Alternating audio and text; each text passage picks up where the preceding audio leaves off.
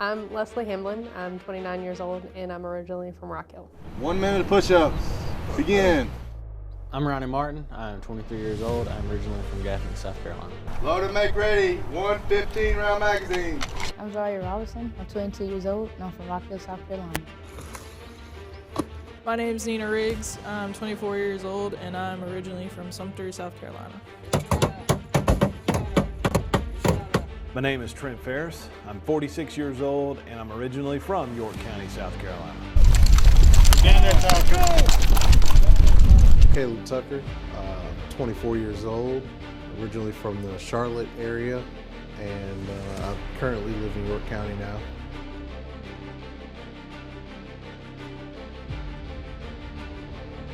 First, I do solemnly swear. Come over. Come on. Seven. Hey. Between the barrels. Get that head down. I like it. Nice. So help me God. You're duly sworn.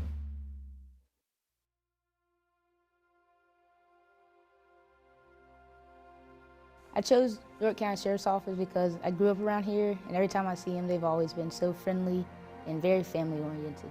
I chose the York County Sheriff's Office because of the people that work here.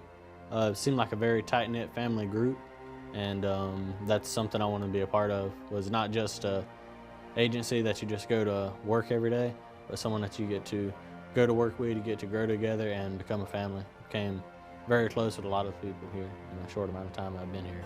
I started out at the York County Detention Center. I worked there for a little over 6 years. Decided to make the transfer over to the Enforcement Division, and that transfer actually went in January of this year. So I went to Winthrop University, got a degree in sociology and criminology, and then I worked at Carolyn Security as the perimeter sergeant. I've always wanted to work in law enforcement since I was a little kid, and working with York County, like I said before, I decided that this is where I wanted to be. I've been actually working here for the last 10 years as the public information officer. And recently, the state of South Carolina changed the rules basically on Class 3 officers, and then the command staff a few months ago asked me, hey, would you like to go be a Class 1 officer? That means you have to go to the academy and do all the training.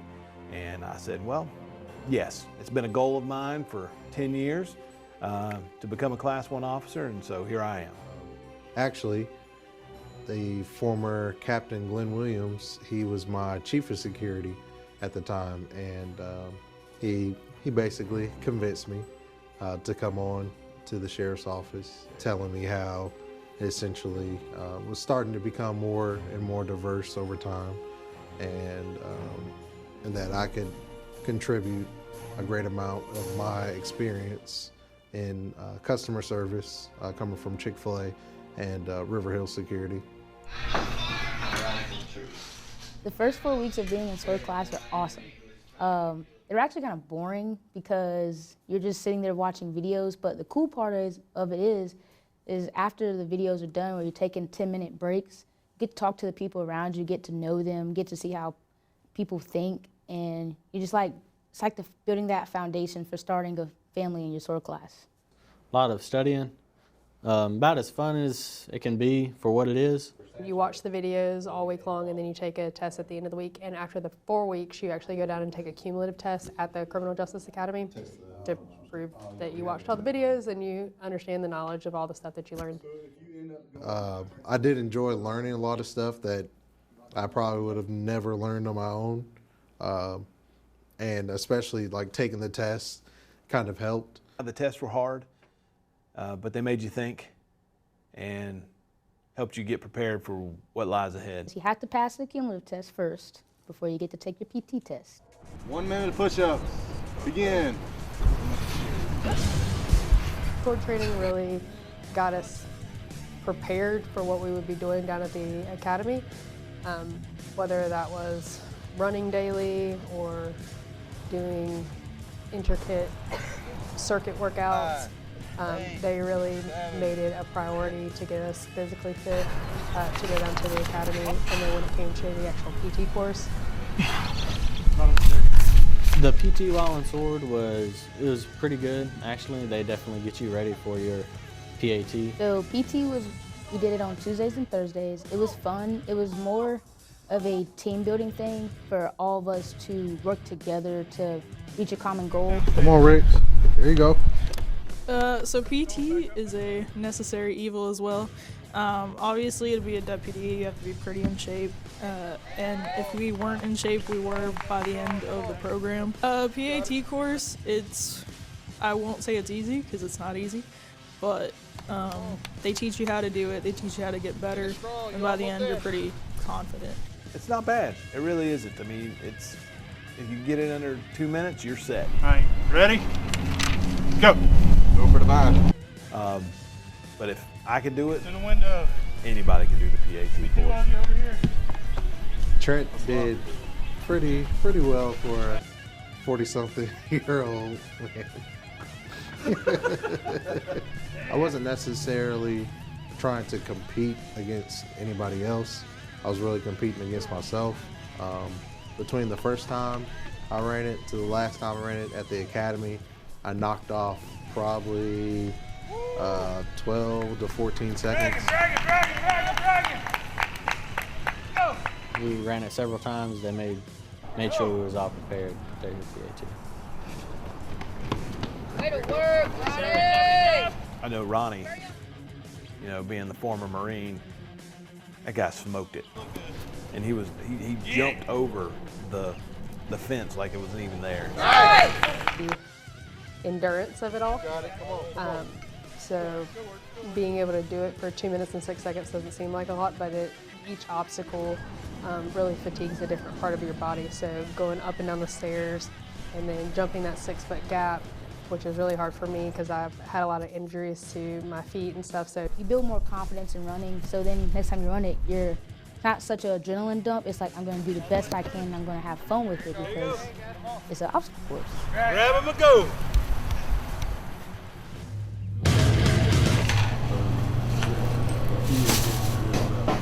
we were all really excited just to get new stuff. And I think it was one piece that just made it another step real for all of us. Wow, bro. You excited? Yeah, when we get like military stuff, how they issue you all your gear, it's like the same concept. It's like Christmas. Oh man, getting duty is like Christmas. It felt like Christmas. Like they gave it to us in bags, and it was just like, oh my gosh, I'm getting a gun. I'm getting like all this cool gear. It's like it makes you feel just like you are more important. Like you're getting closer to your end goal. Like you have a purpose now. It's like Christmas. It's like getting everything you've been wanting. Getting your duty gear. I already had some of the equipment, but being here for so long, I showed some of my equipment to the sergeants, our training sergeants, and they were like, yeah, we don't use those duty belts anymore. We've gotten new uniforms. And so they hooked me up with all new gear. In the words of Sergeant Threet, like I felt like I was the real police. But your greatest tool isn't on your tool belt. It's essentially your brain and your mouth. You can talk yourself out of a lot of situations that you encounter out on the road just by using those two things. Taser. Loud. Taser. Pull the trigger. Let it go. It's definitely interesting to see what people go through whenever we have to use it, and that way whenever we go to like court and have to defend ourselves, we can articulate it. Taser honestly isn't that bad for me. Taser. Yeah, it didn't hurt too bad. I did not enjoy the taser. I elected not to get tasered again because I had done it previously at the detention center, and if you have been tased, you understand why I elected not to redo it. Oh yeah, Trent got tased. This is his 3rd time. He could be an instructor by now. One, I did it as a reporter. Second time I did it for 4 reporters as public information officer here when we had a media day. And so this third time, Z was kind of nervous about it. I told her, I said, even though I didn't have to get tased, I did it anyway, because Z's my girl. His calves locked up. It was hilarious. Not fun. Not fun. But getting tased, it sucked, but it's only 5 seconds. So I definitely take getting tased over getting OC spray. I will take a 5-second taser over OC spray any day. Spray! Open your eyes. Yes, sir. Knock it back. Knock it back. Knock it back. So you ever chopped up jalapenos? Woo! There you go. To my lips. But then you touch the rest of your face from here to there. Hot. Spray! I feel like I took OC like a champ. I'll do it again if need be. Get some, boy. Get back! Get back! Stop! Get back! Yes, sir. Get back! Get back! Come on. How you feeling? Hot. The OC exposure was probably the worst thing I've ever been through. I did not react well to it. Are you mad they didn't let you wear your glasses? No, it was good. I couldn't see anyway. I would rather be pepper sprayed than tasered. You had a little bit of a reaction. I saw it on your neck. As someone put it to me, it is like bobbing for french fries in a deep fryer, if that gives you a more of a physical representation of what OC spray feels like. You ready for this? Yes, sir. I'm scared. Don't be nervous. If you ever get OC sprayed, tuck your lips and close your eyes. Good. Come on. Come on, choke. Reach your mouth out. I'm good. You good? Good. Yeah, that sucks. Definitely painful. Do not recommend. If it's raining, what? We're still training. If it's raining, We're training. there you go. I knew somebody'd get it. My favorite portion of S.O.R.D is probably the Firearms week. Load and make ready. 1 15-round magazine. Our thumbs were all hurting from loading so much pistol ammo. No, keep going. The struggle is real. So we had to Tucker had a speed loader and it definitely made a difference, but This is the only time we're going to use the phrase squeeze. So we'll do that. We had 40 hours of pistol, and that was probably the most I've shot, even within my 4 years in the Marine Corps. Pistol week is fun. You learn a lot about how to use your weapon. You learn how to do all kinds of magazine changes and reload. Your gun is not your first line of defense. So we all have to understand that. But if it does need to be used, then you have to be confident in it, and you have to know your weapon and know what you're capable of, so that you can save lives or save your own life. Stand by and cover.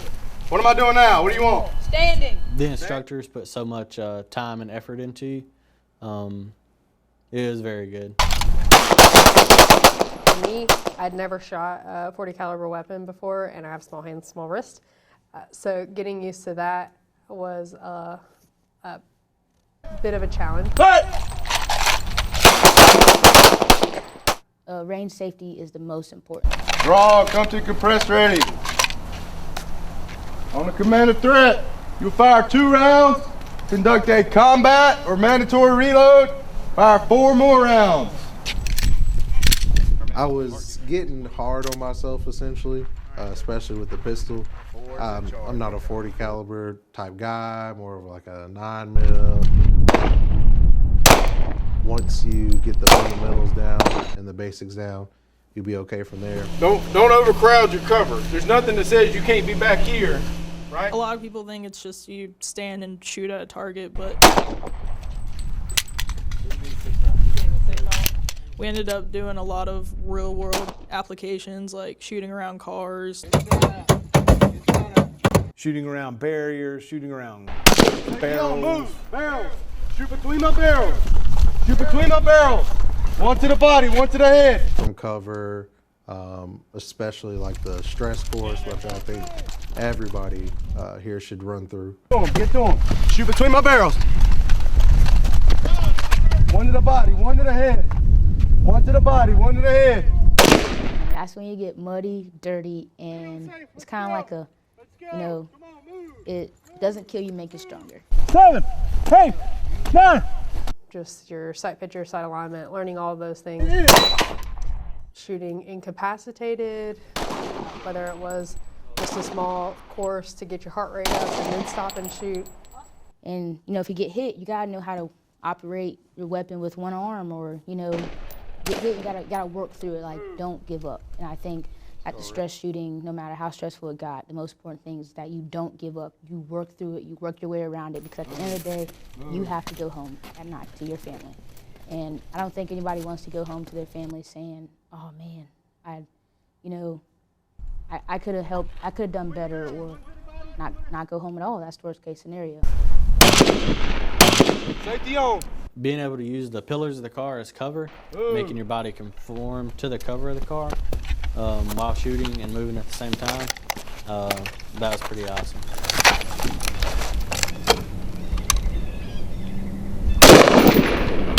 Oh, careful. I ain't going that way. For big guys, getting in and out of a car when you're being shot at, yeah, that's an interesting time for a big guy like me to try to get out of a car. 24, let's go!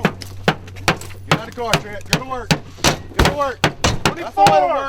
Go! 24! Go to work. Get out of the window. It was a lot more than I was expecting, but I also learned a lot and definitely grew stronger in my firearms. 25. I learned more that week about firearms than I have my entire life, from the military until now. Going to the academy, talking to other people about their experiences previously coming to the academy, it's like, wow, we're really blessed to have great instructors, have great facilities, great materials, resources that we can use that are at our disposal. So come here, come up, and now you're back on target. Does that make sense? Move! C-pillar, C-pillar, C-pillar. 21, 21, 21, let's go. You're moving. Utilize cover. I don't want y'all up here. 4. Give me 4. Give me 4.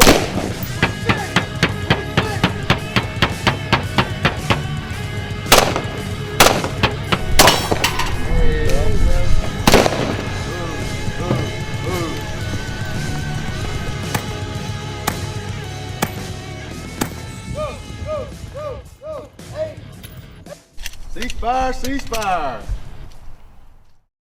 There's so much to be taught. There's so many different ways to do things, but you just have to you have to trust the people around you. The defensive tactics we did while in S.O.R.D, thought they were pretty good, very beneficial. Got a lot of outside sources come in, teach us a lot of really good techniques. It was just different, and I think actually being hands-on with having to move another person, again, made that really real for us, because that is something that we may be required to do at some point, or we definitely will be required to do at some point in this line of work. Start again. Defensive tactics, it was honestly fun. Definitely something that you should look into if you want to be a deputy. Learn that I can handle people a lot bigger than I am, as long as I keep at it. With your partners. When you're having to fight for the quote-unquote gun, which is like just a plastic ball, essentially, I would not recommend fighting Lieutenant Gonzalez. Oh, I told you, posture, posture, posture, posture, get out of there.